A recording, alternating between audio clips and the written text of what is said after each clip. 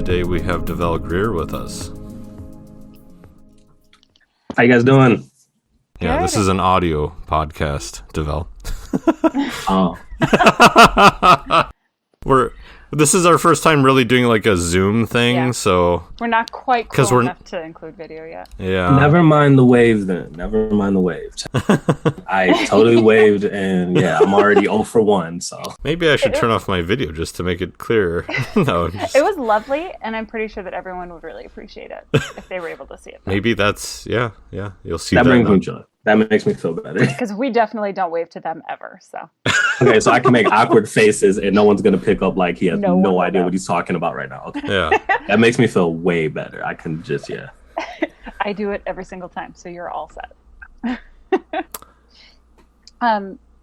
Develle, I know so little about you, and I want to get to know you a tiny bit before we actually jump in.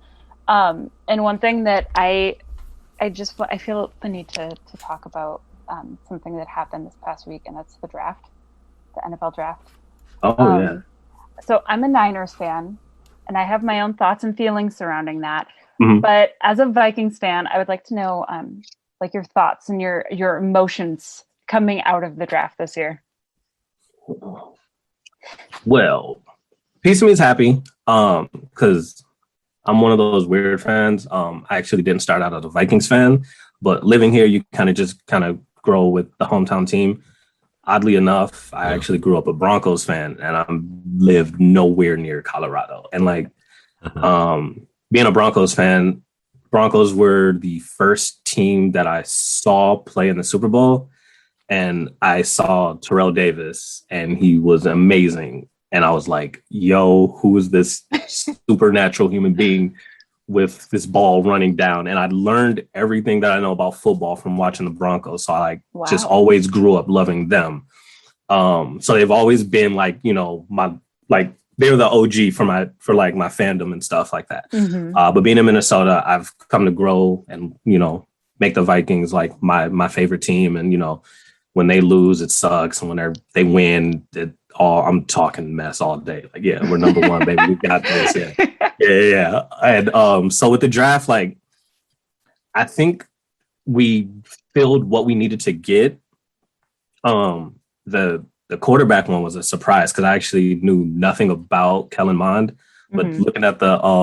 looking at his highlights, because as soon as someone gets drafted and I have no idea about him, immediately over to YouTube, and I'm looking at them and I'm like, oh my God, this guy's a god. We're going to the Super Bowl.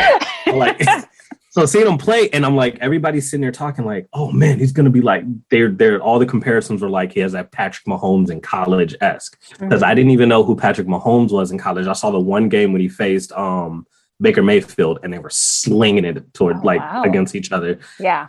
And so I saw that. I definitely liked our first pick. Obviously, we needed to address our line.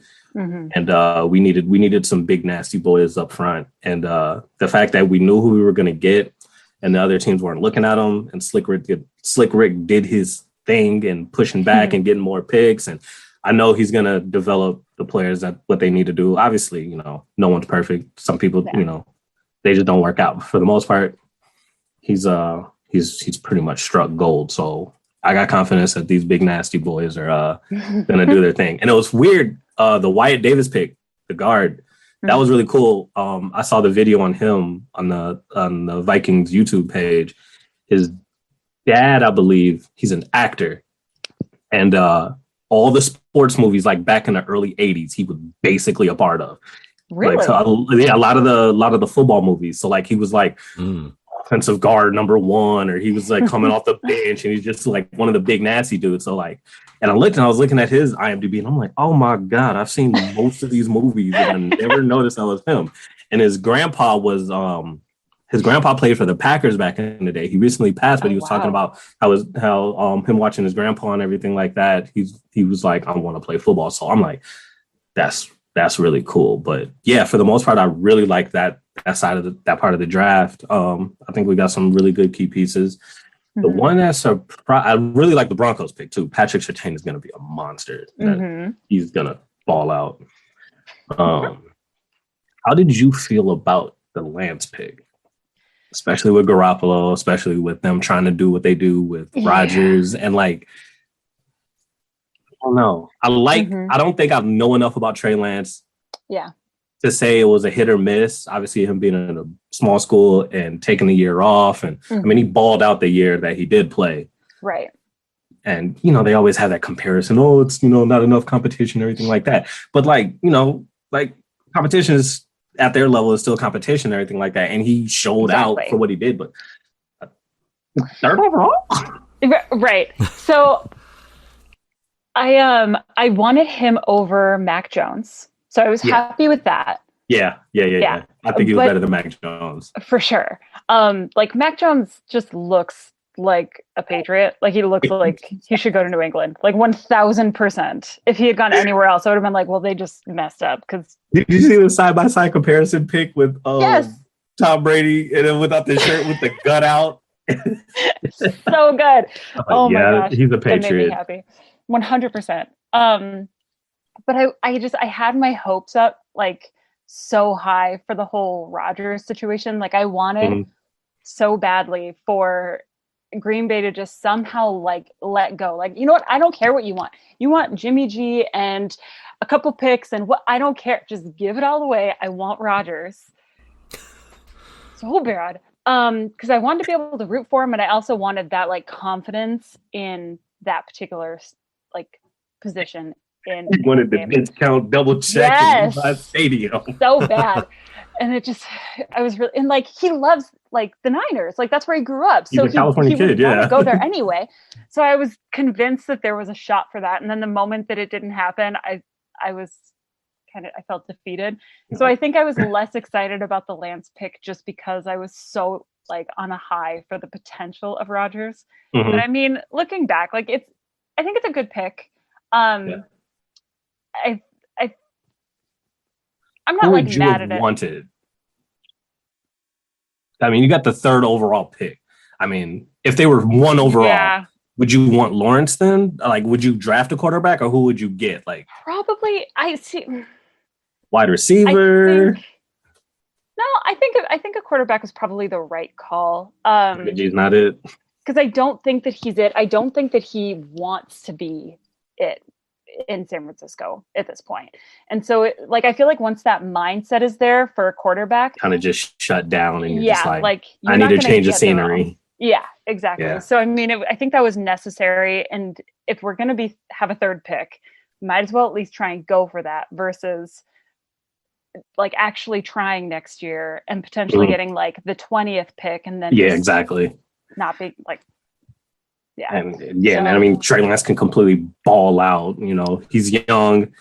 Jimmy G because, you know, best case scenario, Jimmy G plays well. He has a year to, you know, kind of sit behind and learn.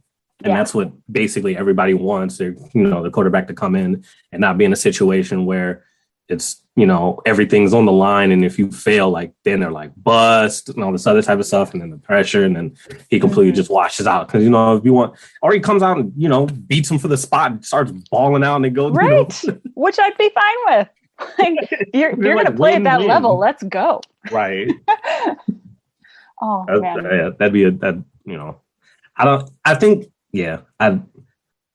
I wasn't dead set on Lance, but at that position and everything that they have going on, I mean, it's probably just best case scenario for him at this point. Because, I mean, you guys have killer defense. I mean, you know, you guys are really good on defense. You didn't sign Richard Sherman, re-signed him. He's a free agent, so I mean, which does make me sad. Yeah, Richard Sherman when he's on, he's a really good player. But I mean, you guys don't have like, you know, a real weakness in your in the D-backs or anything like that. And your defense is really, really good. And hopefully it stays that way.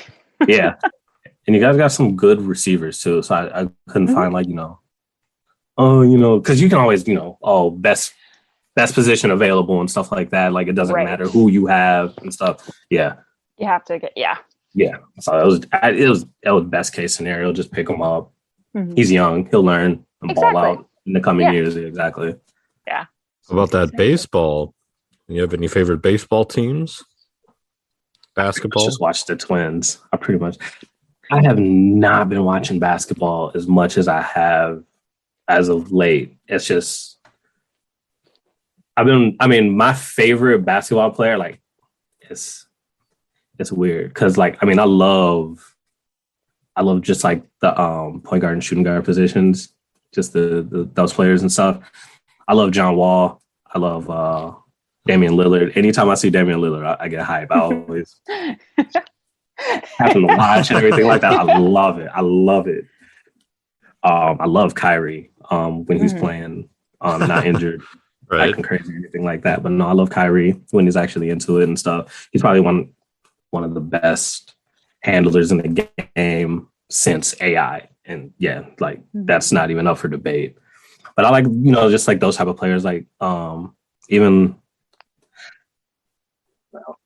I don't watch enough basketball to form an opinion on anything like that. Like I watch the Timberwolves when they're on and stuff like that. It's kind of just kind of defeating though. But that definitely doesn't help the fandom. Yeah, I'm like, okay, Timberwolves are on. Okay, they're down by 30, and let's see what else is on. Like, well, like I love the players, and I've met Karl Anthony Towns, which was awesome. Dude's cool. Yeah. Wow.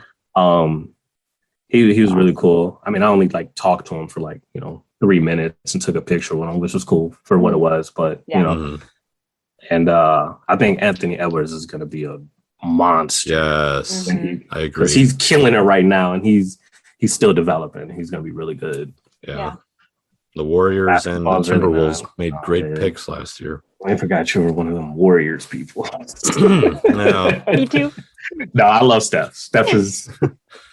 Oh, you too. Wow. I'm from the Bay Area, so I I get it. Yeah. Yep. You were born into it. Exactly. Yeah. Like I was raised to love these guys, so I just have to.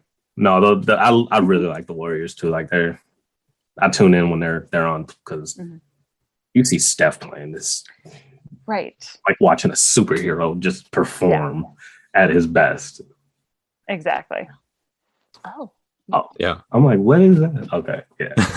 I just said there's no video.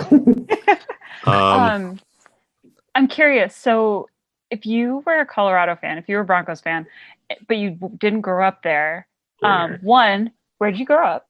And two, how did you just become a fan because of like that Super Bowl experience and watching them go and really loving how they play? Or oh yeah, I've watched football here and there and everything like that. Like it was like growing up, like I knew what football was, but I didn't really start paying attention until because I was born in '91, so I was like, football's whatever, like they do, smashing into each other. But I visited my uncle, and he was watching the game, so I'm like, I love my uncle. Try to get into this. It was their Super Bowl run. And, Elway, Terrell Davis, Shannon Sharp, stud playing. Yeah. But just watching TD run the ball and like running back is my favorite position because of Terrell Davis. Like ball high salute and everything. But watching TD run the ball and just me asking questions like, Uncle, why is he running into the big man? Why don't he just like run around him and stuff? That's how the play is. That's the scheme. He's supposed to do this. He's supposed to do this. And he's supposed to, okay. And I loved horses. They're not my favorite animal, but seeing a horse with a fire on it? And then Terrell Davis is running 40 yards down the field, stiff arming people, and then he throws up a salute. I'm like, this is the greatest thing ever. And then they score a touchdown, and then you see the horse mascot running down the field with the Broncos flag waving it. And you see people losing their minds. That was like my real first exposure to like actually diving into the sport of football. And I'm like, yo, this is amazing. And like my uncle would sit me down, and we would like, he would tell me, this is what the wide receiver is. This is what the quarterback is. This is what, this is what he's supposed to do and stuff like that. So like just picking up on it that way, talking with my uncle and like him just teaching me the game. And then you just watching them just blow people out of the water. Like 98, 99 were the greatest times for him. And then just watching like John Lynch break backs at the safety position and stuff. So like I learned it through them. So like I would always kind of pay attention to what they were doing. So like I would learn like, this player's here, this player's there, like, and then I would play like, the Madden games, football and stuff like that. I would always pick the Broncos, even after like Terrell Davis was long gone. So people were like, how do you even like the Broncos? I'm like, I know every single player that played because of Madden and like playing a game, and I learned about all the positions and stuff like that through them. So like anytime the Broncos are on and they're not facing the Vikings, because that's always kind of that part gets tricky for me. I actually went to the game 2 years ago when it was the Vikings and the Broncos. And that's when the Broncos were completely smashing the Vikings for the first half. And then out of nowhere, the Vikings made the comeback. That game gave me anxiety out of the mind because I was happy and I was mad at the same time. Yeah. I've even got pictures saved from my Snapchat. Like, what is going on? How is this happening? Because I'm still rooting for the Vikings. I got a dang Vikings jersey on. But I'm like, okay, the Broncos are killing us. I'm seeing Philip Lindsay truck Eric Hendricks and stuff like that. And then second half comes, Kirk Cousins turns something on, and Stephon Diggs went completely mad. Yep. And I'm like, this is the greatest game ever in my entire life. I'm having heart attacks. I'm waking up, all of that. They're missing Stephon Diggs now. Granted, they got Jefferson, but still, I love Justin Jefferson. Yeah, he's amazing. Love him. But Stephon Diggs was just... I mean, the Minneapolis Miracle. I love you can't get over Stephon Diggs. I loved him, and I'll forever miss him. And he grew into the position. He, was a Viking for so long with Thielen. Yeah, he completely and it's wild that I remember this. His first game, I think it was against the Broncos, when they activated him because I think it was Charles Wallace, one of the wide receivers. He got hurt. And Stephon Diggs rode the practice squad for a bit because they didn't think he was ready. And he got like a bunch of catches and a bunch of yards. And I'm like, okay, we got to start this dude. But I'm watching that game and I'm like, okay. And it sucks that the Vikings lost because I was a little upset. But Von Miller completely killed us. And I think he stripped Teddy Bridgewater that game too. That was. Oh, Teddy. Yeah. I love Teddy. But I was like, yo, this Stephon Diggs dude. Yeah, like if you go on his Instagram and you're following me, you'll see mostly all of his pictures have a heart, and I like this. It's gonna go liked by Develle, and then however many other numbers that he. Yeah. I completely love Justin Jefferson, and that won't change.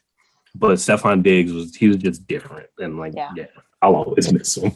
Yeah, absolutely. My heart was crushed when he left, but it needed to be done. Yeah. Well, moving on to other star-studded events, we have to wrap up kind of post-loot on the Oscars. Now, Develle, did you see the Oscars? I unfortunately didn't. Neither did most people in America. So hardly unfortunate. I heard there was a lot of different controversies. I was actually at work that day and I had to miss it, but I was sort of keeping track on Twitter. I heard there was a lot going on. I really didn't kind of check on, winners and losers and, people that got kind of screwed over or anything like that. I didn't really, look into it. But apparently afterwards they said they had record low ratings on it and stuff. Yeah. Me and Alan were the only two that watched it. So that was unfortunate for them. Yeah. They're lost. No one else. Yeah. Yeah. They lost 4 people to get Rihanna. They traded, 4 viewers away. Yeah. Because I've never watched it. And this year I was like, I'm going to do it. And then it was only 12% of the normal viewing happened this year. And I was like, sorry. Yeah. I'm not going to lie. I pretty much don't ever watch it. If it's on TV and I happen, I don't know when it's happening. I really just don't watch a lot of TV like I used to. But I'm like, oh, Oscars on. Let me check out some of my people. And I always they're walking through the aisles and you see this actor with this actor and this, and you're like, oh my God, they know each other. I see them with this. I love them and stuff like that. That's always cool. Yeah. Love that. Oh my God, he's with him. And that person's with that person. Oh my God, they're together. I don't really pay attention to that, but that's always cool. You see him in the back room chilling and stuff like that. But yeah, it was a unmitigated disaster.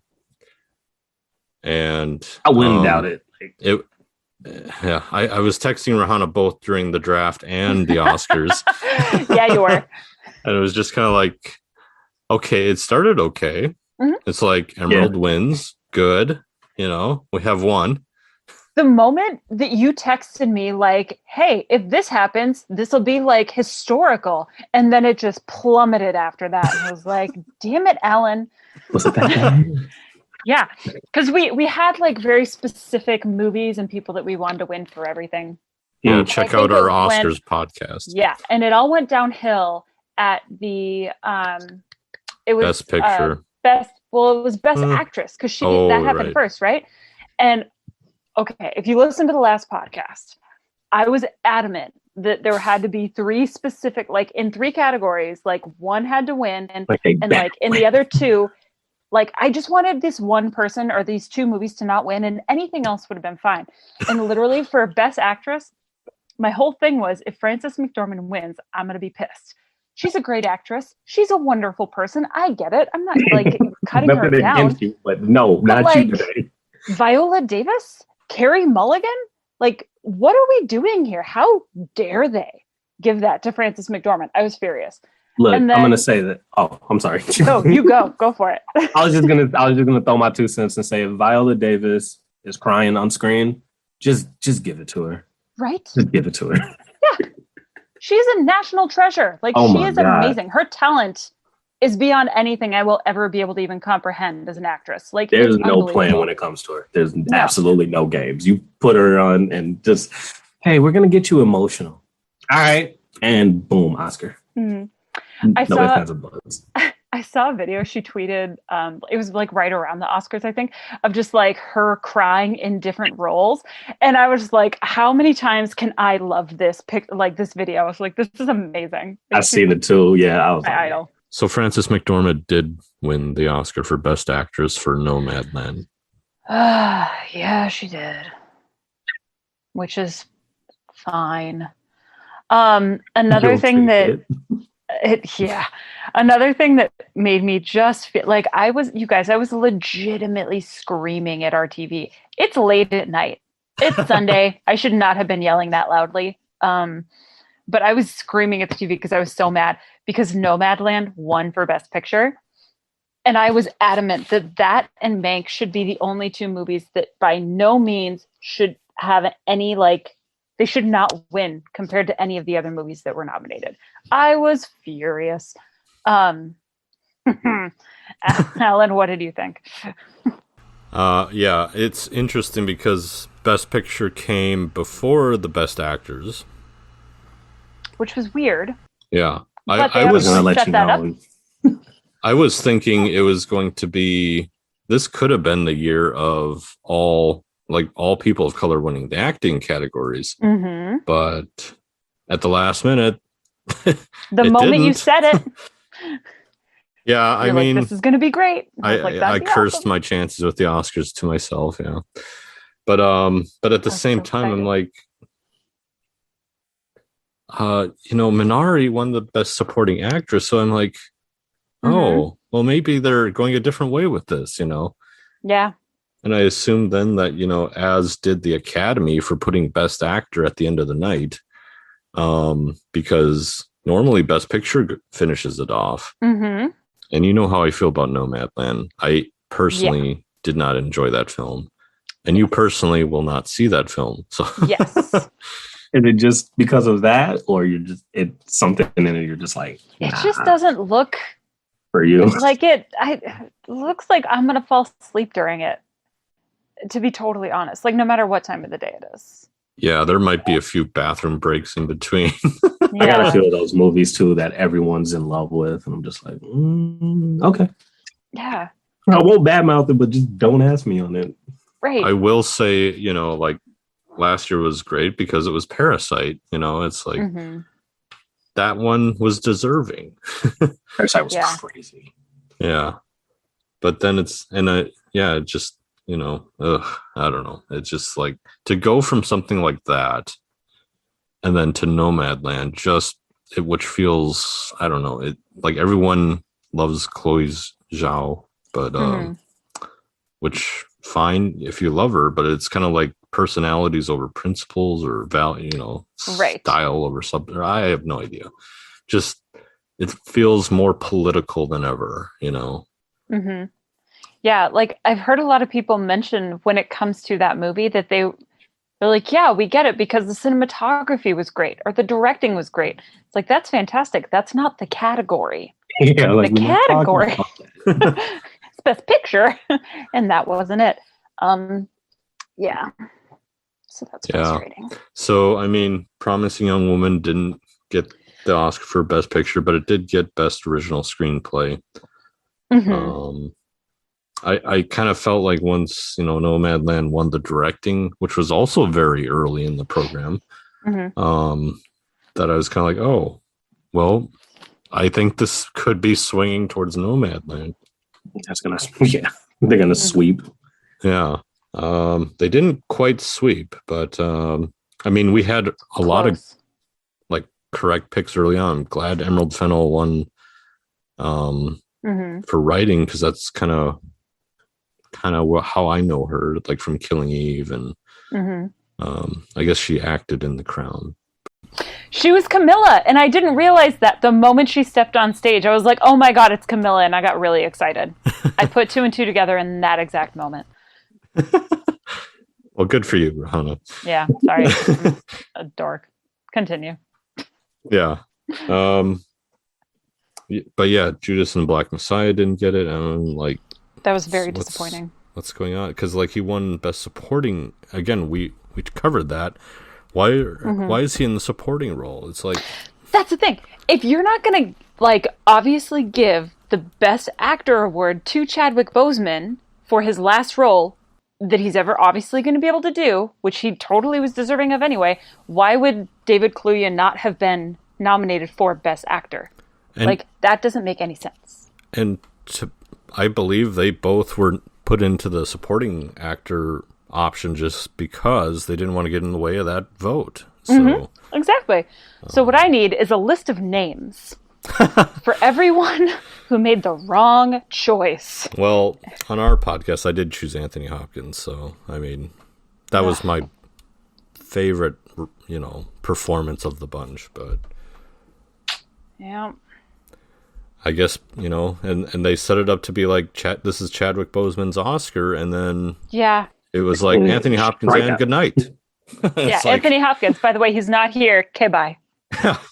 It was just everyone. Yeah. If you listen to the business podcast, just that 7-minute podcast about Kim Masters and her, I think it's Matt Bellamy for Hollywood Reporter, just talking about what happened here. Even they are like clueless. It's like, what is going on? Yeah. Like, we need answers. Yeah. And so that was a sad Oscars night. It felt like they wanted to lose viewers. Anticlimactic is yeah. And they succeeded. So right there we go. So that's getting some things off our chest here about the Oscars. Venting hour over. Exactly. We need to. If we can't do it on the podcast, where can we do it? Nowhere. In your pillow, yeah. Right. Twitter just doesn't do it for me. So So, Develle, back to you. Okay. Because if I continue thinking about Nomadland, I'm gonna lose it again. So here's a random question for you. Oh yeah, now I gotta think.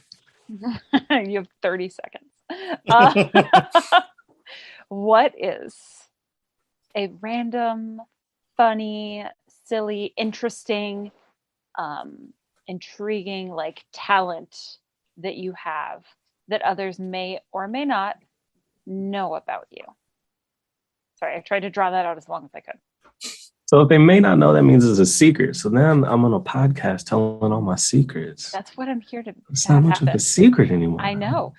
You're the only person that's caught on to that. Let it all out. Random funny thing that I talent.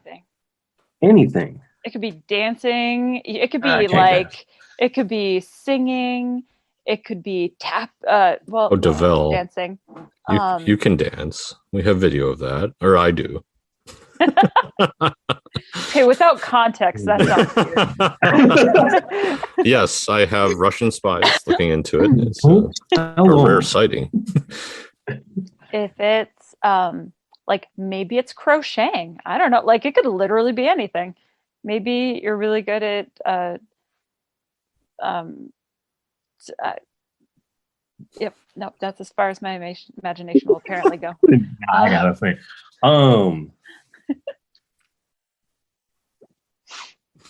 It's fun. Things that I'm into. We can also save that for the end if you want. It could be like the surprise. So I can think longer. No. When I don't know when I was, how old was I? Maybe I was probably around third, fourth, kind of fifth grade, and it obviously went longer. I used to draw like a crazy amount of time. And Alan, you guys possibly remember the game Killer Instinct? No. I don't think so. In Killer Instinct, there was a big thing, Combo Breaker. It was a fighting game, and they had all kinds of crazy characters in it. And it was a lot of fun, and it was sort of like kind of ahead of its time, where like it was like before Tekken. Yeah, it was before Tekken. I think it was probably like right around the same time, if anything, before or during Tekken, but it didn't grow to the popularity that Tekken is, obviously. Tekken is huge. But it was kind of a smaller game. It was on, I believe it was on Sega Genesis.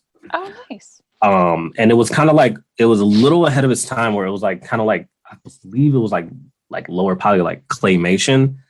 But it was a lot of fun and like kind of 3D-ish. But it was pretty in tune fighting game. But there was a character in it called Jago, and like he was like a ninja, and he was just cool. Like everybody was like either like some like exotic warrior type, and there was an alien that like kind of just had like swords attached to him and stuff like that. But there was Jago, and he was just like this dope ninja who like just he was cool, and he had a samurai sword. And like, what kid doesn't like a dang ninja with a samurai sword? Right. So like, I sort of kind of like, plagiarized him.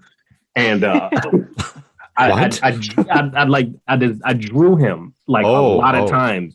And like, I drew him, and then I kind of like, I made my own story about Jago. Like my imagination just went wild, because he was just like the coolest character to me in the game. And I made this whole like arc about him, how he was like from Planet All-Star. And I ended up making comic books about it. What? And I made like 20 issues, and I just couldn't stop. And I gave him a family. I gave him other warriors from different planets, and I gave him enemies. And I ended up like getting everything together. And my brother's a big time artist, so that's kind of where I grew my like inspiration for him, like drawing and stuff like that. Like it's like copied him a lot too. He'd probably be mad about it, but I gave it up. But I made a bunch of comic books about him. And during school and like elementary and stuff, we would have like, show and tell and stuff like that. And like all my friends would be like, bro, what is Jago gonna do this week? What is Jago gonna? And I'm like, calm down. He's the city's gonna be burning. Like it's gonna go wild. And like all my friends like, oh my God, I can't wait. Jago's gonna slice somebody up and stuff like that. So like I had this whole thing, and like my friends would just like pay attention, like, dude, you gotta copy it. And like I would copy it and like staple them together, and I would sell them for like 25 cents and stuff like that. And all my friends would just like, bro, Jago's the greatest character ever. And like I got really, really out of pocket. And I lived in an apartment complex, and there was like sometimes in apartment buildings they always have like group get-togethers and stuff like that, where they have like potlucks and stuff like to get like all the neighbors and stuff. They had an arts and crafts thing. And I was so excited. I'm like, yo, I'm going to sell comic books at the arts and crafts thing. And I was amped. I'm like, Mom, you got to buy me more paper, and I got to print stuff out, and I got to laminate and everything. She's like, okay, like we'll do this. And I made like 40 copies of like one comic. And I was so hype, and I put everything in a box, and I made big posters, and I was like, Jago, the comic book. And I'm so excited. And I'm walking into the room. And there's like 40 old ladies selling like yarn things, paper mache, and like clay and stuff like that. And my mom is laughing. And she's like, what did you think our arts and crafts was going to do around here? There's nothing but like 80-year-old ladies. And I'm like, I'm okay. This is going to be good. This is going to be good. No one's going to be looking for comics from, I have no competition. Someone's gonna buy it. Someone's gonna do this. Mm-hmm. But she was so dead set she didn't want to hurt my feelings. But I'm like, I'm gonna do this. So I set up my shop, and all the old ladies are like, "Oh my God, what is this? And this is so cute!" And oh, you make comics. Oh, that's a lot of blood. And he's got a sword with a gun. Oh, okay. Oh. They're being super nice. They're being amazing. A little condescending, probably that I think about it. When I was younger, I was like, "Yo, they're really feeling it." But it was cool. I actually got like a lot of support. Like one lady ended up buying like four of the books for her grandsons. Aww. And she ended up leaving, and she comes back with a big poster board, and she gives it to me. And she's like, I want you to keep this going. Like you got a lot of heart for it. So I want to keep, she bought me a poster board and like a little canvas thing so I can like paint on and everything like that. And I was really appreciative. That was like really cool. But it was like, I can sell comic books. Look at me. But I don't know. And I went way off topic, but I think that was probably like a really cool, fun, interesting fact. I used to basically, I sold comic books and that I made, that I plagiarized off a character from a game, that if they found out, they would probably sue me. But dude, that's awesome. Like, I don't know what you were struggling with, because that is fantastic. That is so cool. So do you still draw them? No, I'm so bad. It's so bad. I think, one day I just was like, no, I'm not going to draw today. And then it just kind of rolled and rolled and rolled. Every now and then I'll see if I still got it. And I don't. I just don't. I've got the imagination, but when my handwriting is atrocious. And it's weird because people always say, oh, left-handed people are like all this. And I'm like, I don't got it no more. I just completely let it fall off the cliff. And like, I enjoy it, but I can't. And like my mom will like show me like, oh my God, I found one of your old comic books. And I'm like, oh yeah, I used to do that. When was this? Like, when did you start drawing?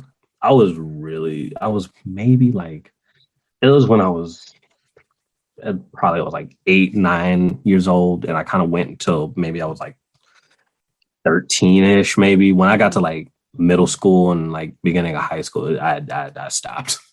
Okay, so like third grade roughly. Yeah, third grade was like I was heavy in it. I was heavy with it. Yeah, that's so cool. Wow, that's awesome. Oh my gosh, I'm kind of mind blown right now. I think that's so cool.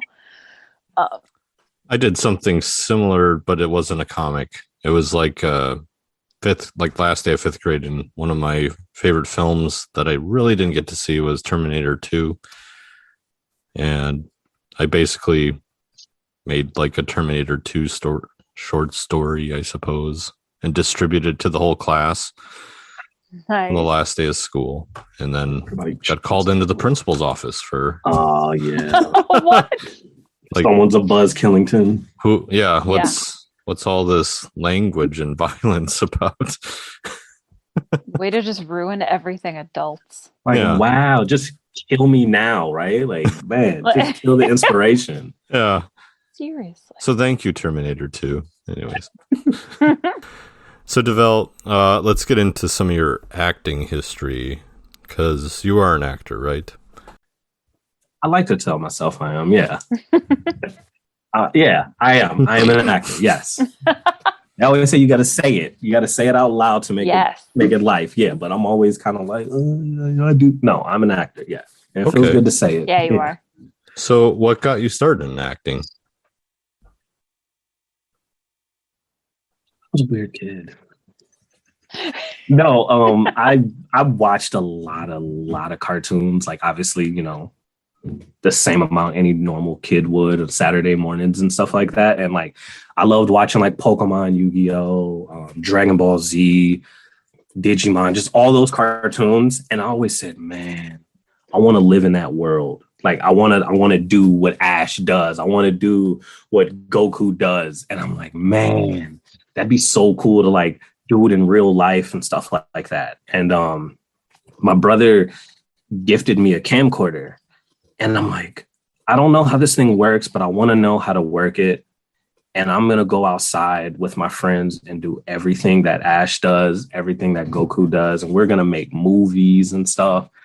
And I just basically made the trashiest films, just recording with my friends. Like me and my friends saw Dragon Ball Z. Like, man, let's go out and do that. I want to be Goku, you be Vegeta, or you be Piccolo. And like, let's just fight fast. No choreograph. We didn't practice anything. We just started swinging at each other as hard as we could. Blocked, jumped, and we're just like screaming on camera for like 5 minutes, running out of breath and sweating. And it was the best times. And just with Pokemon, like I'm on camera, turning my hat back and throwing stuff at my dog or my cat. Like, I choose you. You're playing, yeah. Screaming it out of the top of my lungs. And like, I always wanted to just like build those and make those real. And I'm just always screaming on film. And I'm like, this is what I like to do, Mom. Why don't you understand? She did understand. And so I was put like especially like in like summer camps and stuff like that. They always like kind of broke us up, like, oh, you guys are gonna be doing over there, you guys are gonna go over here. And like near the specific summer camp that I went to, it was always for like during school, like school hours in the summertime. Like when my mom was like at work or my aunt was at work, whoever I was staying with, they just kind of like, drop me off at summer camp, pick me up after school and stuff. And we would always have like daily activities, but like we had sort of like a dance class and like a theatrics class. And at the end of the year, there was always a showcase where like, basically, what are my kids doing here that's constructive to, building them up and doing whatever that they can to make it constructive, like, reading, writing, and all that other type of stuff. But like, we always had like a dance showcase, or you can go like and do like, your favorite movie or whatever like that. And like for like 2 of the years I did the dance showcase. And like the last year we did like we just made basically we made like our favorite episode of Dragon Ball Z and kind of just acted it out in front of all of these adults who had no idea what's going on. And we're screaming, and I'm screaming Kamehameha and Spirit Bomb. And, the adults, they got big smiles on their face. Look how energized they are. Look at that. But they've got no idea what's going on in the inside of their head. They're like, what are we doing? What are we paying you for? Why is my kid screaming and getting punched at and stuff? But all of my best friends were all just having the time of our lives and stuff like that. And like, so doing all those just kind of opened up my imagination, and just kind of like watching that and just watching my favorite movies as a kid, like, I could do that and stuff like that. And watching movies when I was younger was always weird, because at one point I didn't understand what a movie was or what an actor was. It's kind of embarrassing, but when I first saw Titanic, and I saw Titanic with my aunt, and she cried, and I didn't know what was going on. I saw Leonardo DiCaprio die on screen, and I saw him die. At that moment, he's dead. He was dead. I saw like something on TV. I think it was like Entertainment Weekly or whatever like that, like a week or two maybe later. And I see they're taking pictures of this dude who I just seen die. And I'm like, what is going on? He's dead. How is this happening? So like my whole mind, like I thought like movies were just some guy that recorded something that really happened. And it blew my mind that these people basically make a character and they just act out and they make money and they get accolades for it. And they do different characters. And I was like, yo, I want to do that. Do that because I was always energetic and I always, did different voices of people and all this other type of stuff. And I'm like, I want to learn how to do that. So like it started at a really young age where I was just kind of like using my imagination to like be mean. I was always impersonating people and talking like them. And they're like, hey, that's actually pretty good. So I was always kind of like into it. I just didn't understand what it was. So like it was always just kind of fun doing that. So that's kind of like the origin of like me wanting to be an actor without me knowing what acting really was. Mm-hmm. Yeah. For sure. What was your first film role, and when was it? So my first film role, it was totally, that was terrible. I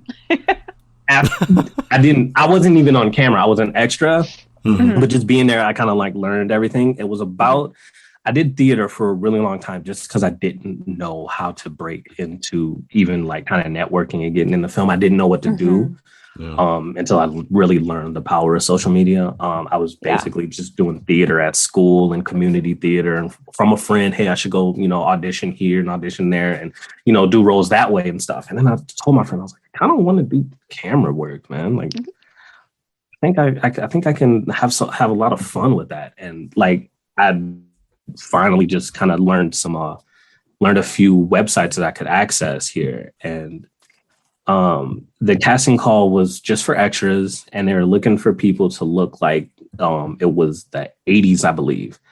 And I just contacted them. I didn't have any headshots. I didn't have any type of resume prepared or anything like that. So I just sent them a message. Hey, like, I'm really trying to just kind of like, get my foot in the door.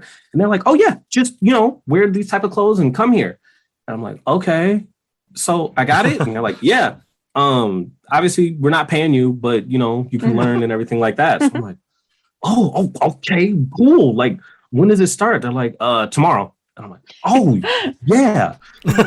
Mind you, I live in St. Paul. I didn't have a car. And I'm like, where is it? They're like, Plymouth. And I'm like, whoa. That? Yeah, definitely. Yeah. I can make that. So I immediately I'm hyped. I'm like, I'm gonna be in a movie. Yeah, I'm gonna be in a movie. Let's get it. Yeah. I'm pumping my chest. Yeah. Will Smith ain't got nothing on me. How old were you here? I think I was like 22. Okay. So it's weird enough that I was old enough, but like, yeah, it's kind of like, okay, pump your brakes. But something new, yeah. And so I was all excited. I was like, I didn't have a car. And I told my brother, I was like, hey, can you drop me off at Plymouth tomorrow? He's like, no. I'm like, why? And he's like, because I'm not driving to Plymouth and I have work and I don't like you like that. I'm not going to Plymouth. and this is like pre-Uber and everything, right? It actually, Uber was a thing at the time because that was my saving grace. Oh wow. So he told me like, no, I'm not taking you. So basically dream crush. Will Smith won me nothing. So I'm like, okay. If I'm gonna ask my friends, see if they can do it. If not, I'm gonna check this Uber app out. I didn't have it at the time, but it was pretty simple to set up. Uber was pretty new though. But so I go to sleep and the casting call was they started shooting at around 9 a.m. And I wake up at 8:15.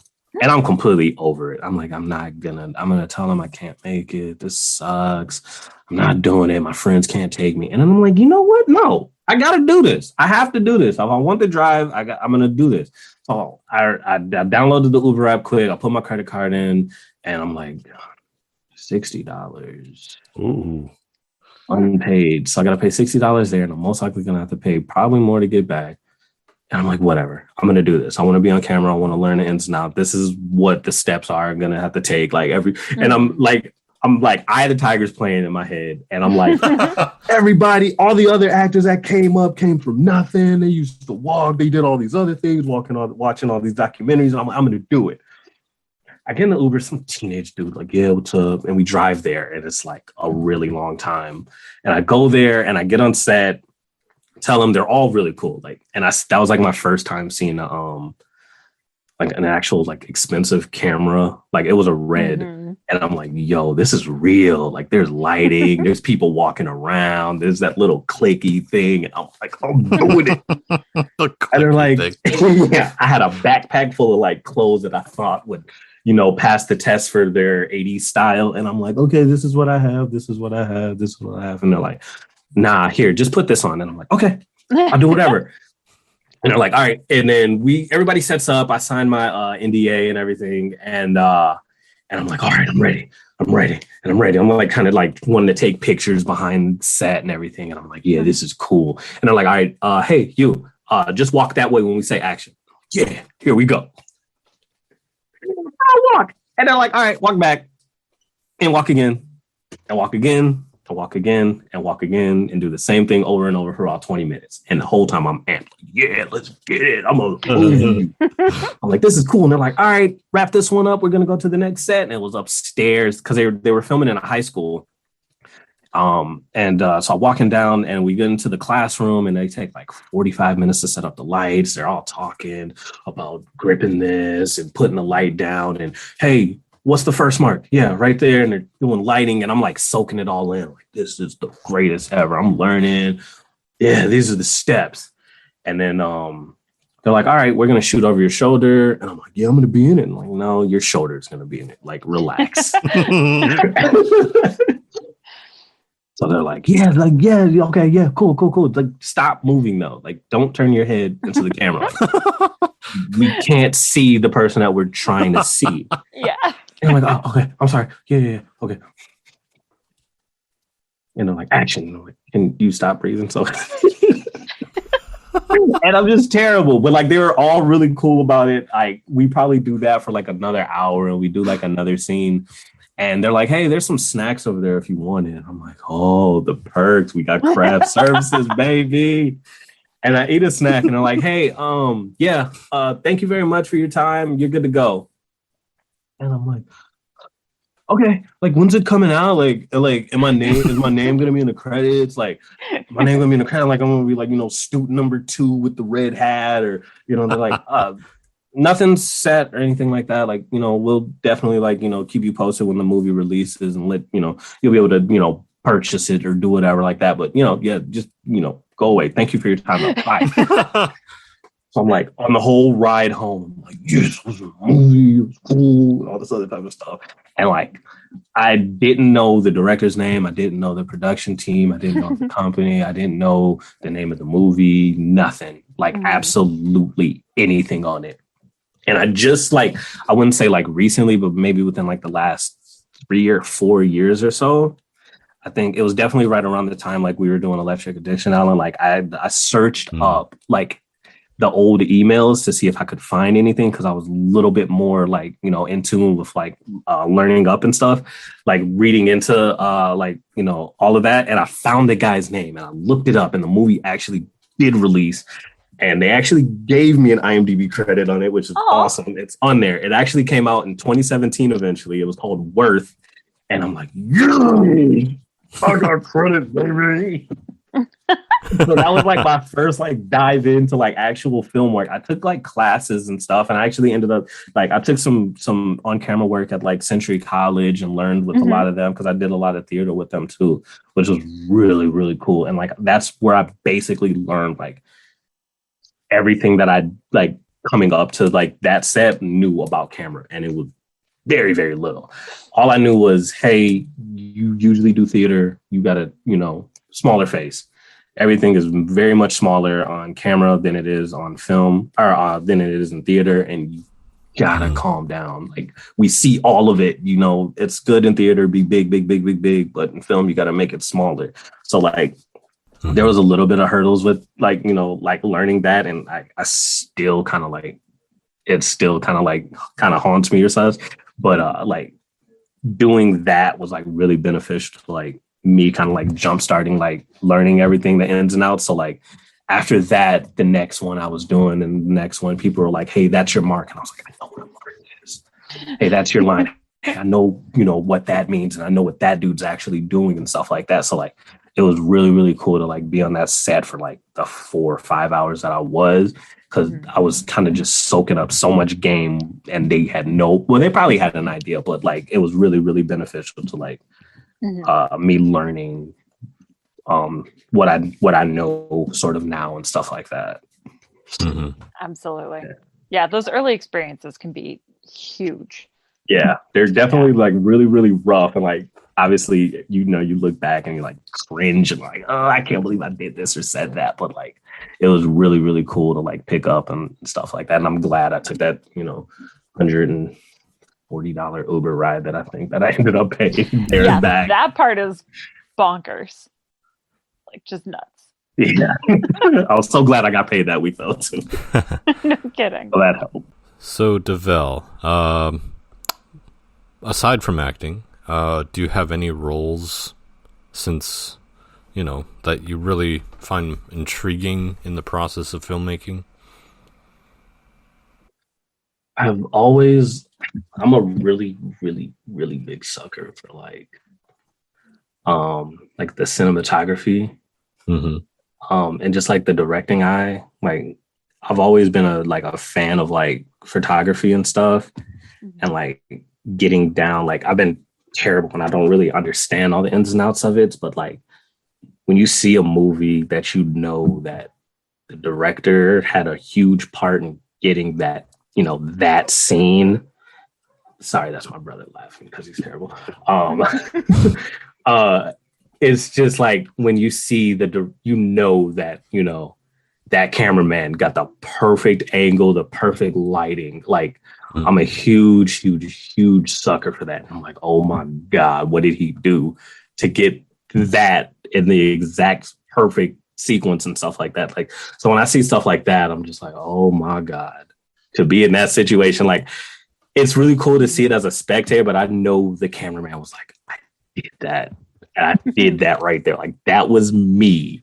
Or like, even like how the director may feel like, oh my God, we did that right there. Like that feeling's probably got to be like one of the best in the world and stuff like that. And I really, really appreciate like good actual like cinematography and stuff. Like I'm a huge, huge, huge sucker for that. Like I always see like even just like walking down the street, like, man, the way this sunlight looks, if I walk over to right here and like if this was a movie and it was just like an off scene or something like that, like, man, the crowd would probably be like, yo, this is chill. Like I like this right here. I don't know, like in my mind, I'd just be like, man, this scene, I would like walk down like even like downtown St. Paul.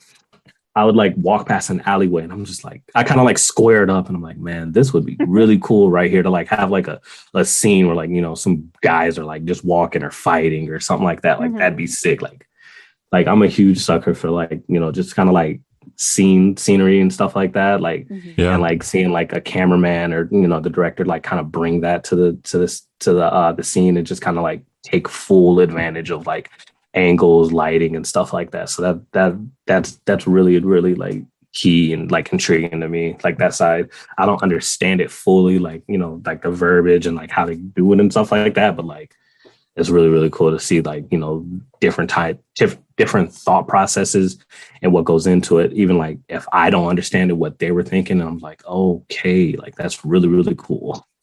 Yeah. Do you like when you see a nice scenery or something, you take pictures with your phone or something? And I'm not, my friend really like, he's the one that like takes pictures of like the sunset. He's a huge sucker for like sunsets and stuff like that. Yeah. But I live by like the burial mounds in St. Paul. And on one of the parts of the area, you can see the entire downtown St. Paul, a bit of downtown Minneapolis.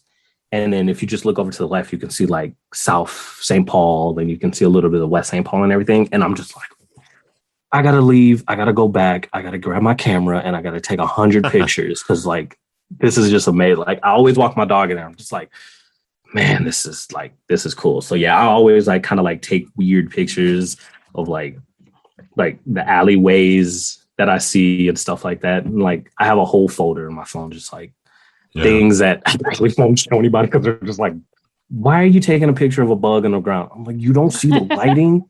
Like, look at the contrast between the ant and the leaf that he's carrying on the actual cement. Like, you don't see the colors popping right here. And I'm like, dude, I see an ant. And I'm like, never get it.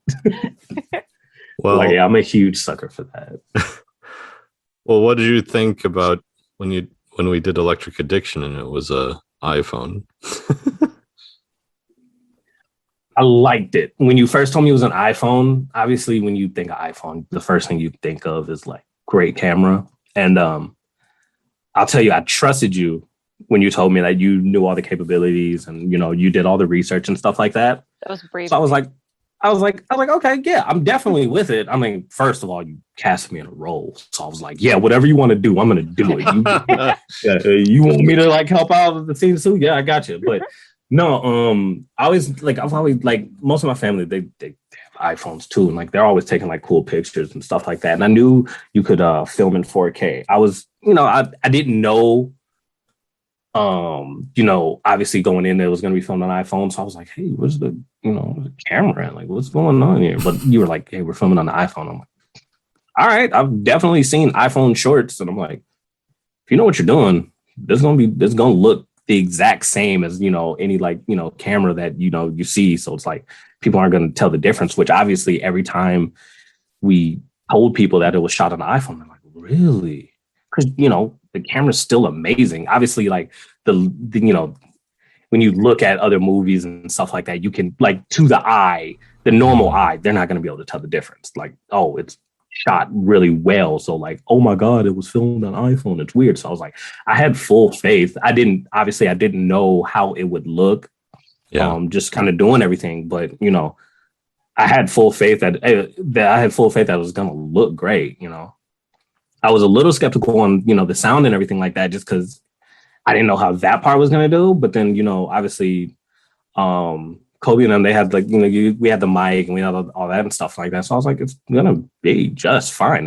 Everything's going to go, like any normal movie would. It's just shot on a smaller camera. So we're a little bit more accessible. We don't need to bump around. We don't need to haul a bunch of crap. We don't need to do any of that. So like, I had full faith. I just obviously didn't know, like, how it was going to look exactly, but I knew it would look, just fine though.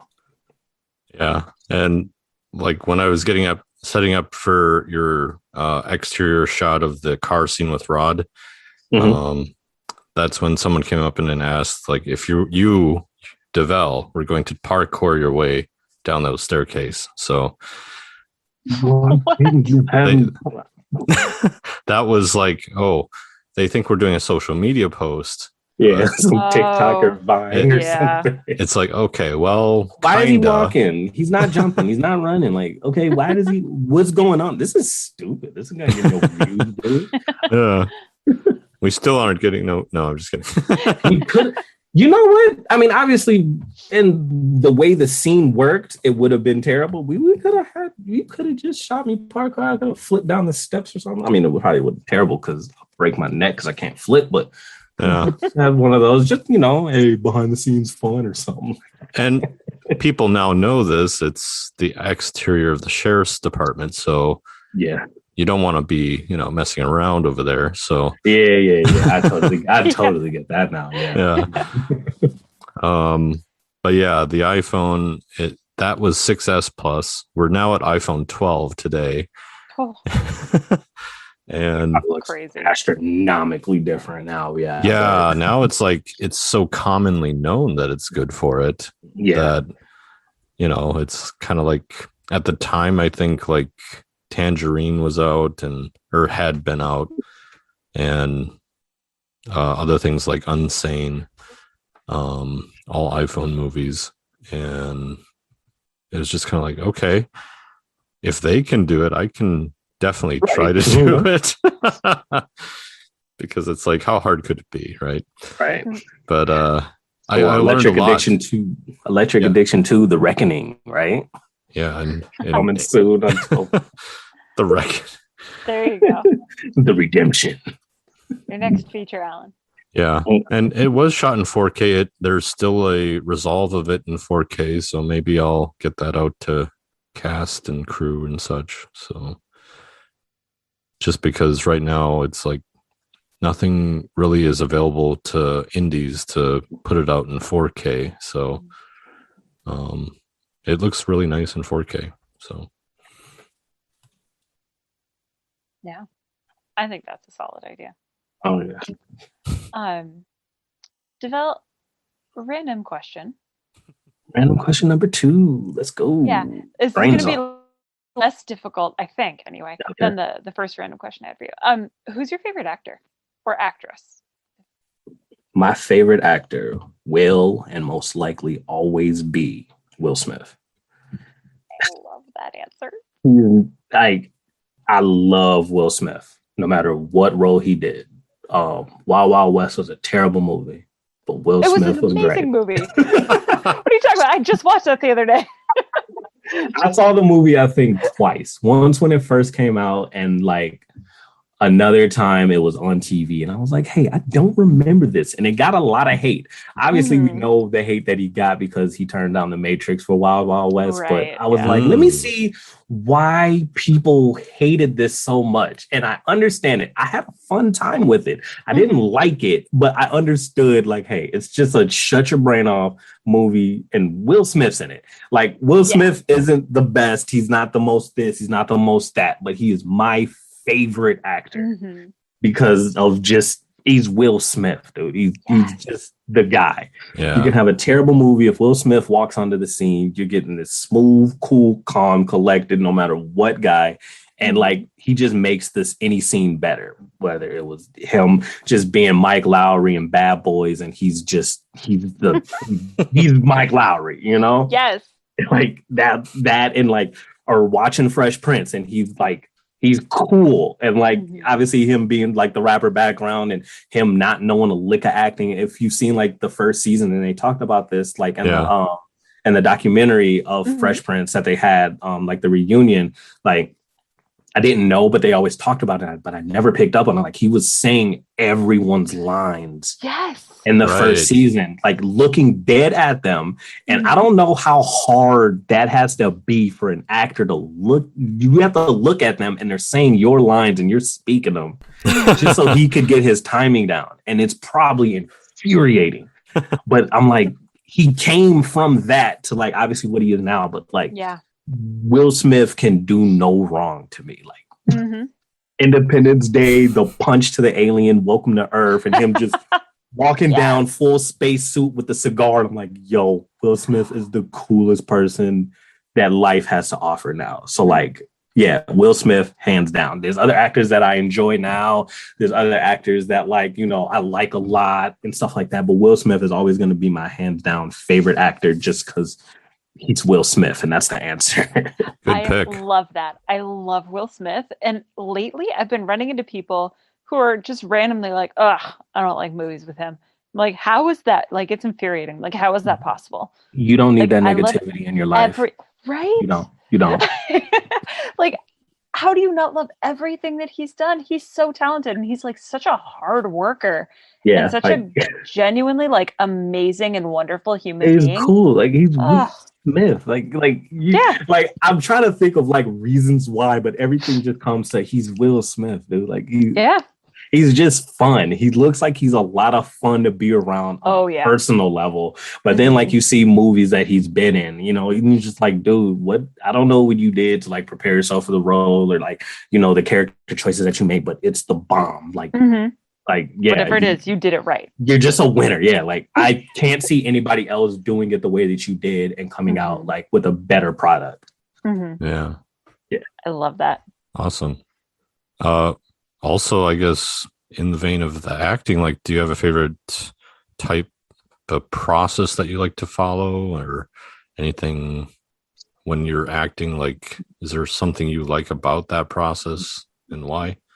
Like a process? I've always got like, even from like the classes that I've taken, when it comes to like, you know, character development, being in like either whether it be like for theater or whether it be for like film work and stuff like that, they always like, oh, you know, one of my favorite theater directors who like I had a few classes with too at Century when we would talk about like playwrights and stuff like that, and like being in like rehearsal with him and people asking him questions of like, okay, so like, how would you take this character and like you, because people say like, oh, you want to like make him your own and kind of like create the world around him and see what their faults are, see what they're, and he's like, no, don't do that. That's doing too much. And I'm like, huh? because that's all I've learned. Like, you know, if you're gonna make a character, make the whole life around a character, so you know what motivates them and what choices they're making and what they're doing, why they're doing what they're doing. And they're like, he's like, nah, just do it and see. Do it a bunch of different ways and see which one sticks. But making the character, making their wants and likes, and doing, you know, why are they mad? Why did they wake up this morning feeling this way? It's like, nah. So like, and I've heard it the other way too. Like, you want to do this, and you know, you want to see why he feels this way, and you want to like kind of like draw out a diagram of like, you know, of the character, so you can make the character fully yours, so it shows up on screen. And I would always think like, okay, which one should I do for this character? Should I make a life around them, or should I just say whatever and kind of just do a bunch of different ways, see which one I feel most comfortable with, and kind of like use my own life with it, and like how I would feel on it and stuff like that. And I think that's the one of the better things with kind of like just doing the acting. I get to like take that and say, all right, I wouldn't say it like that. I'll say it like this. And like, okay, that one works. But in this one, I can say it like this. And that way works too. And obviously you want to be consistent with like sticking with a certain type of character through the whole way. So he doesn't seem like, you know, this time, like this scene, he was talking like this, and this scene he was talking way weird and stuff like that. But like just kind of like breaking down how I'm feeling in the situation just at hand, not thinking prior, not thinking what may happen, what may not happen, and just kind of like sticking in the moment.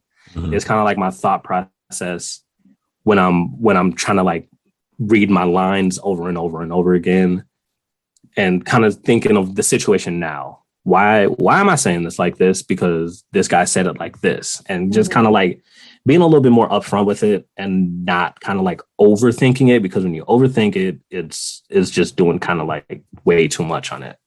Well, talk about Electric Addiction then. Like, what was your process there? What was that like? Well, with Electric Addiction, I had a little bit more time to kind of think about it, and I kind of talked with friends on it too, which was probably not the thing to do on it since they're not actors. But like Electric Addiction was like my first like role, like actual role outside of like being an extra. So like I really didn't know what I was gonna do, how I was gonna make the character, whatever like that. And then you kind of threw a bone at me too, saying, hey, you're not gonna have any lines either. So I'm like, what? So I actually still have like my old composition notebook when you just said, hey, you're just going to be DJ Clay. DJ Clay is a DJ. DJ Clay, you know, was this college DJ who got big. And he has a friend, and his friend is now his manager. We're not thinking about any of the other stories. This is just DJ Clay's story. And, you know, we kind of had an outline of it. So I would ask friends like, hey, man, like, you know, how would you act if you were a DJ? Like, how would you act like, you know, you just graduated or you dropped out of college and like you're famous now? Like, and I was asking other friends, like, what kind of music should I make? Like, am I this kind of DJ? Like, am I this kind of DJ? And I had like a lot of friends in like I have a lot of friends who like to go to like raves and like EDM concerts and stuff like that. And like originally I thought I was going to be one of those types of DJs. So I was asking them all kind of questions like, how does your favorite DJ, like, how are they personality wise? Like, are they like chill? Like, are they like over the top? And they're like, oh, you know, my favorite DJ is such and such. And like, you know, he acts like this. And I'm like, okay. So I'll search up that DJ and like see how he dressed and see what he looked like. And then I'm like, oh, that's not really me. So then I would always come back to what would I do if I was a DJ? And like, I just made it big and decided to drop out of college. I was like, man, I'm overthinking this. I'm doing way too much, and I don't even have lines right now. So I don't know what I'm going to be talking about. So I'm like, man, just whatever. Back to basics.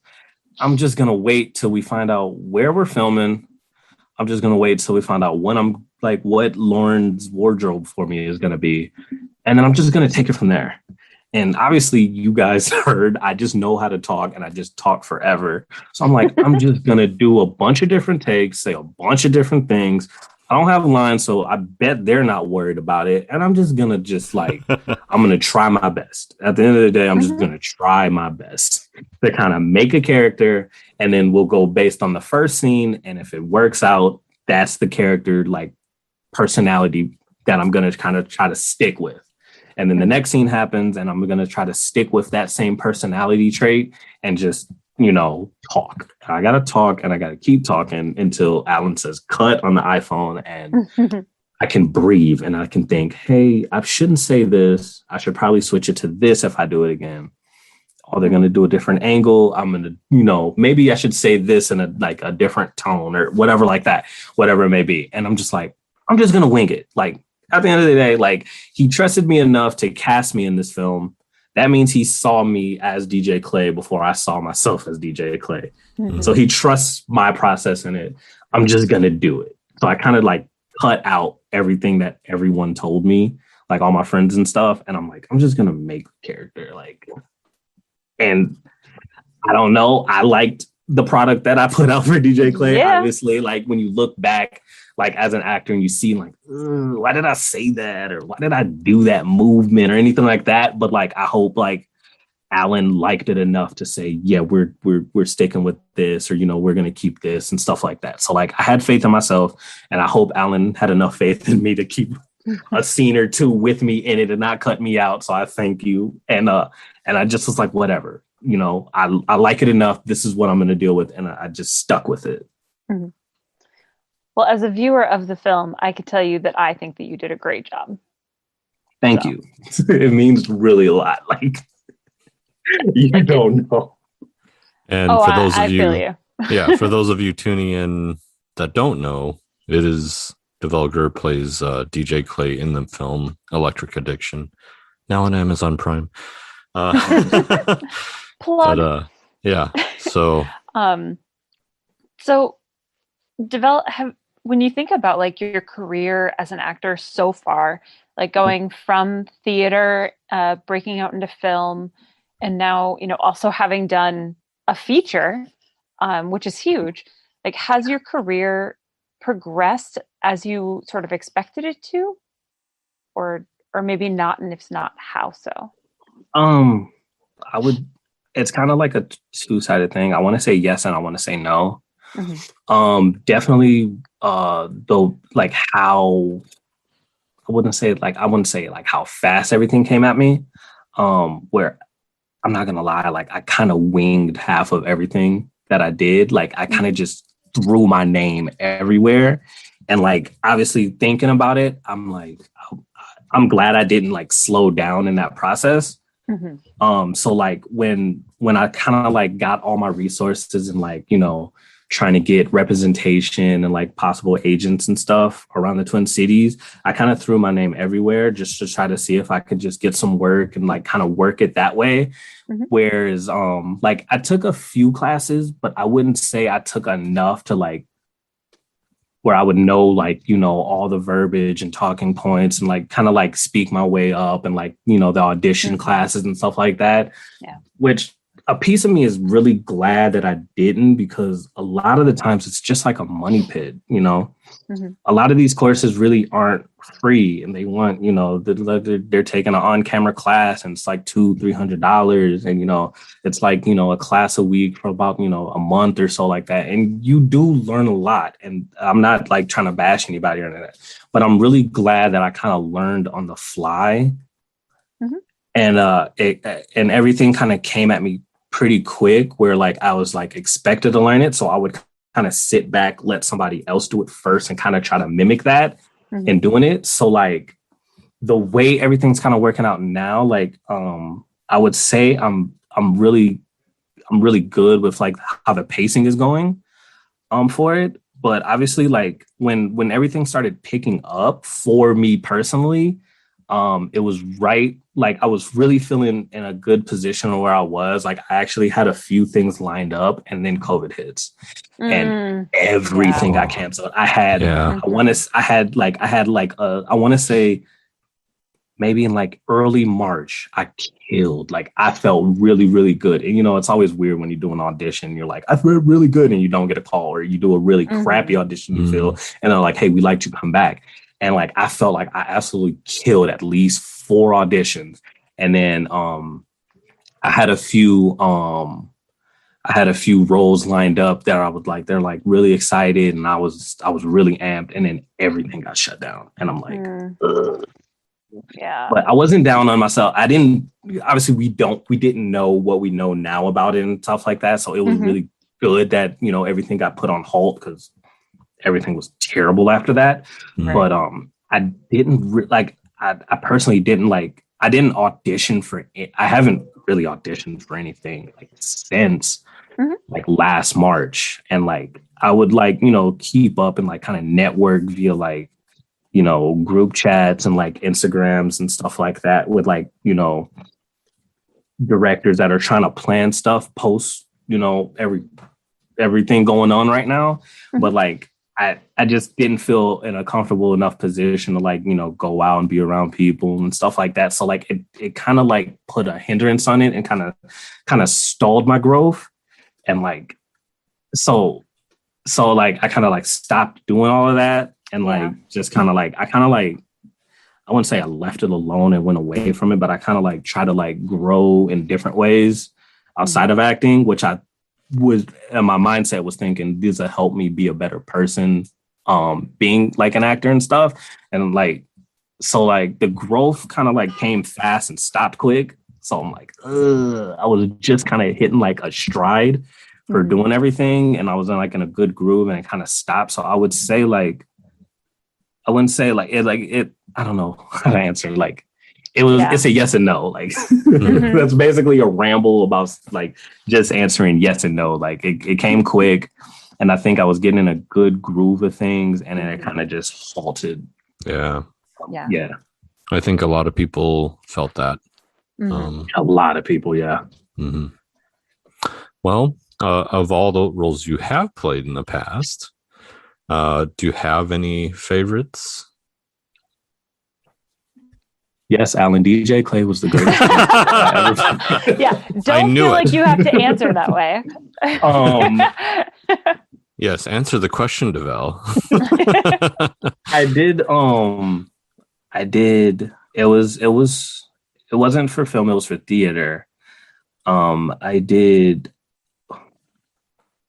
It was terrible. It was Macbeth, and it was like my second theater show for Century College, and the director had really, really dope plans. It took place during like Civil War era. Ooh. So like we got to set up a huge like brick wall, and we all got to walk around with guns and swords and stuff like that. And like it was Macbeth during Civil War age, and it was really cool. But I got to play a murderer basically, and they basically let the dog off the leash.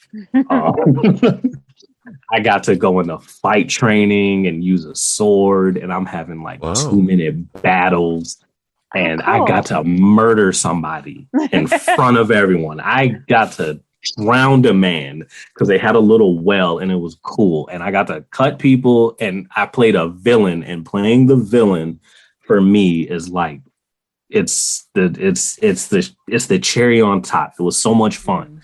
And like just being able to like, jump off a rock and grab my sword. And then I got 2 swords, which is extra dangerous. But our fight coordinator was really, really like it. Darwin was cool. So he taught me like I got to use a 2 sword, and I got to kick a guy, and then I drowned him and laughed the entire time like I was insane. It was so much fun.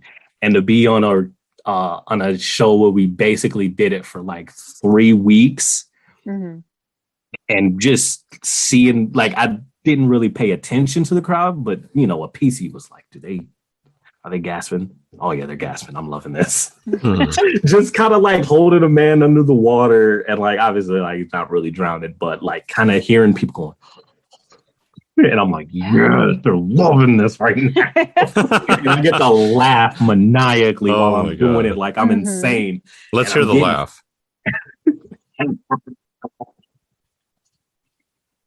Yes, it was weird, but yeah, no, it was so much fun, and just kind of like just doing that, and just kind of like Develle, do that again. We lost you on the feed here. I went too loud.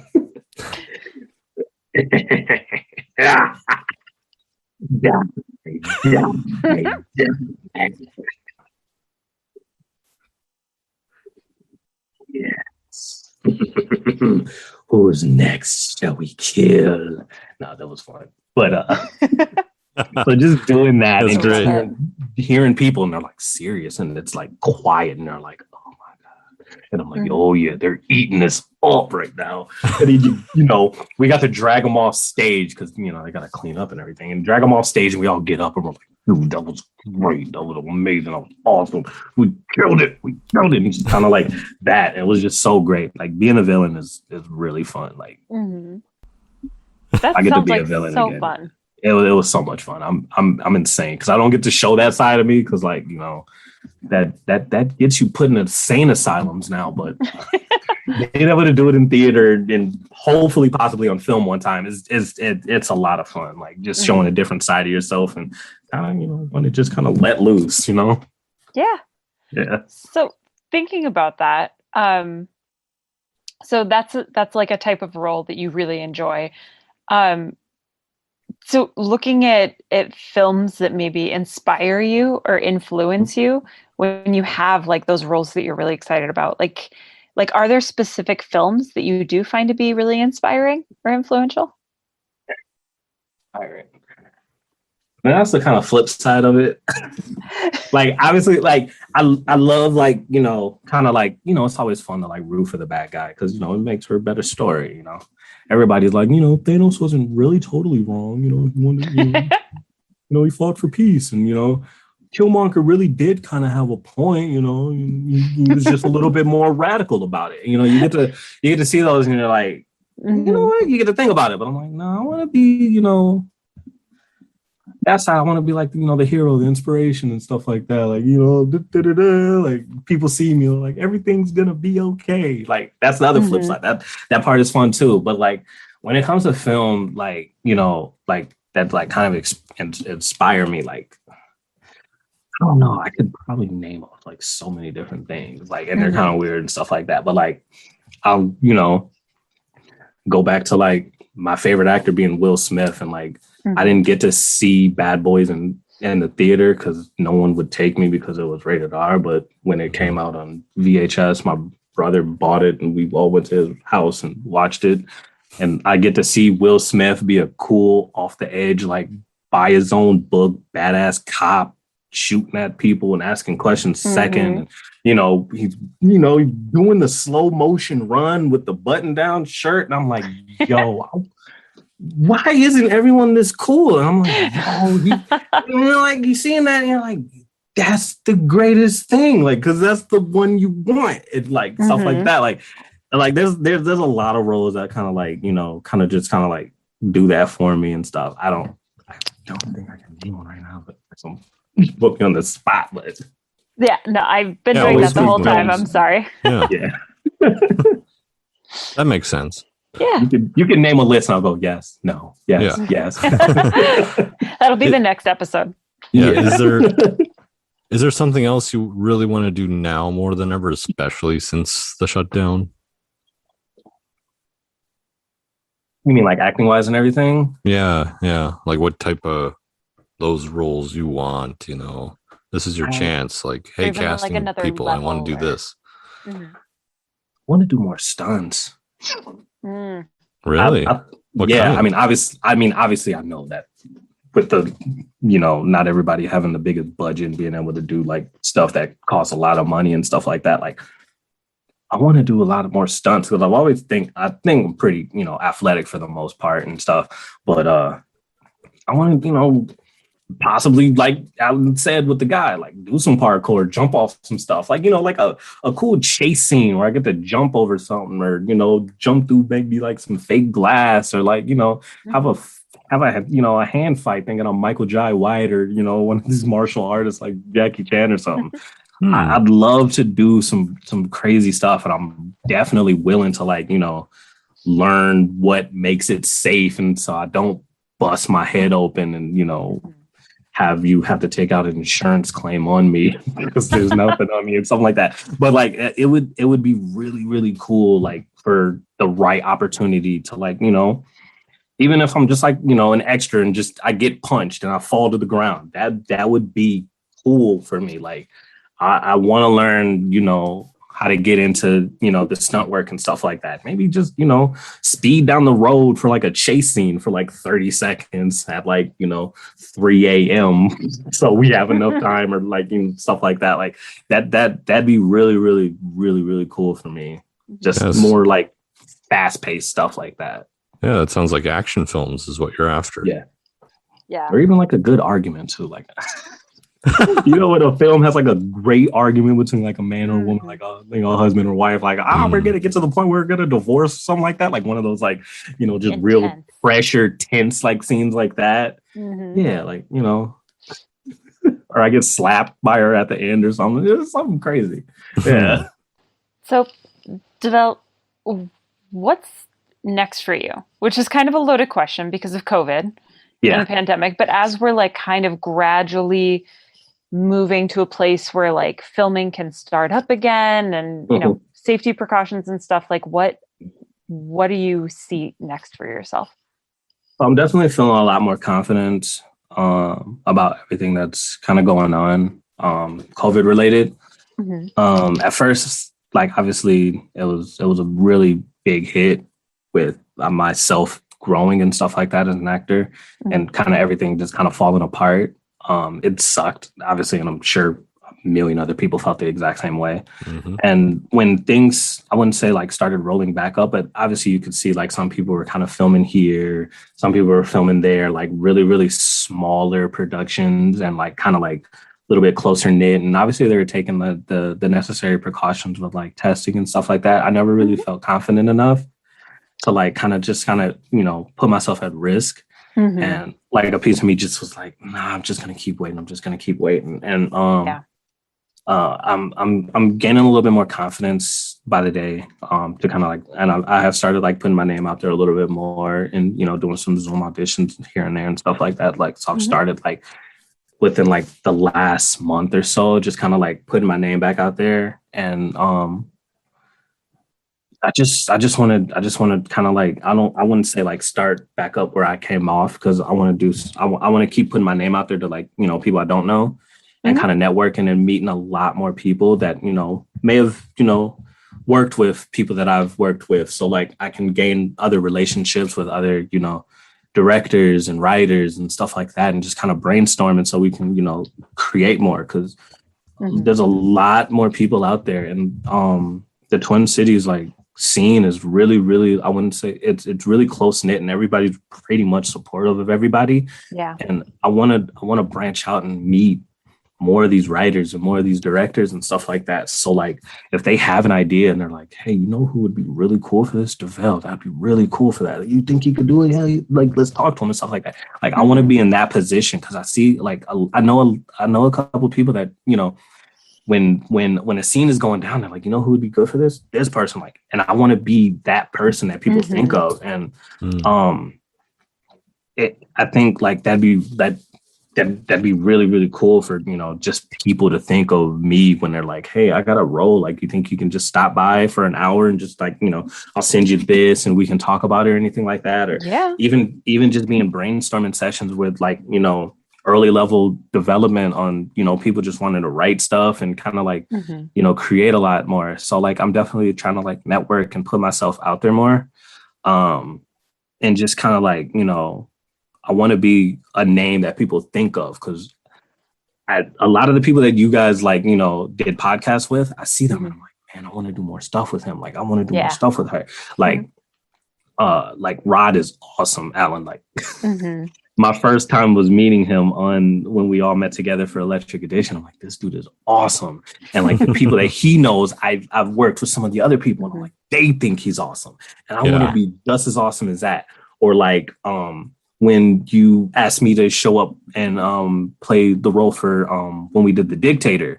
And when I read the lines and I was like, oh, you're gonna have me kiss somebody.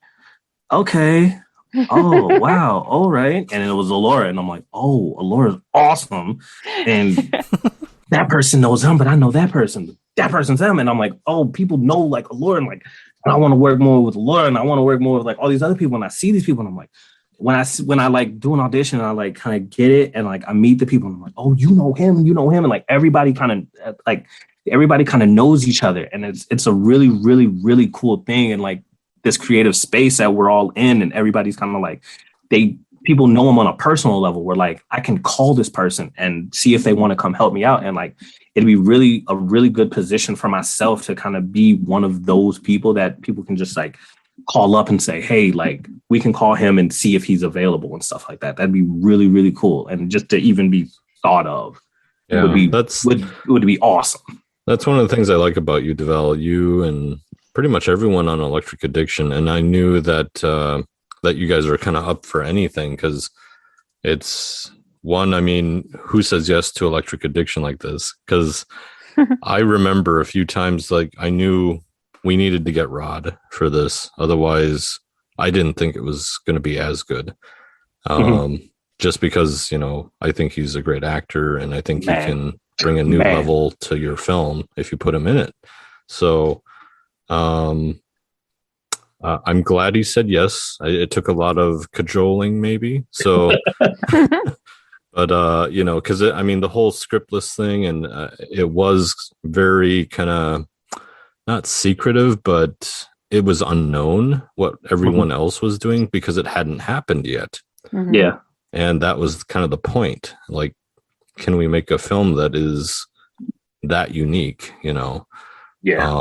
Where you can't really predict what the other person is doing because that's scary. It has to happen before you do it, or maybe after, depending on how we filmed it, in order to fill in the gaps. So, but yeah, it's just kind of like you said with Allura, with that Dictator, that was kind of more of a Z-Fest film about getting kind of my old Lab of Laughter crew back together for one last kind of film. Hoorah, yeah. Yeah, kind of reunion-ish, because you met like maybe half of them there. Yeah. I don't know if you catch the sketches. They're on YouTube for Colliding Pictures. They're just little comedy sketches that we did back in like 2011 and tried to release it in 2012, but man, there's a lot of learning curves around that time in my life. So yeah, I feel you. It's, I guess, where can people find your work or contact you, Develle? You can definitely find me on Instagram. I'm trying to be more consistent with my posting. When I first started posting, I was like, I'm going to be mysterious, do like one picture every like 3 months and like do that. And I'm like, nah, I see all my friends and all my actor buddies are like posting like either daily or a couple times a week and stuff like that. And people see them constantly. So that's how they're getting their name out there, and they're killing it. My Instagram CNBC. is, my Instagram is pesty_prophet. Don't ask me where I got the name. Pesty. Pesty_prophet. I got it from the Wu-Tang Clan name generator. Oh, and I've stuck with it forever because I think it's amazing. Nice. I like that. You actually got it from something. Yeah. Yeah. But they can also find me on Facebook, Develle Grier, Grier is the name. Like probably the only Develle in Minnesota that, so I'll probably be the top one. So yeah, definitely if anybody wants to connect and network or whatever like that, they can definitely find me on those two platforms. Mm-hmm. They should. I mean, I know after like watching the film, like Oni, the composer, he really enjoyed your performance. Oni's awesome. He's a big fan of you. Yeah. And as DJ Clay. So yeah. That's also Oni. He's awesome. Yeah, he's seen a lot of films, so I mean, to get his praises is pretty good. So, so Develle, last question, and this is the last difficult one that I'll ask you. I promise. Okay. Down two strikes for the game on the line. Let's go. This is going to be perfect. What do you want people to remember most about you?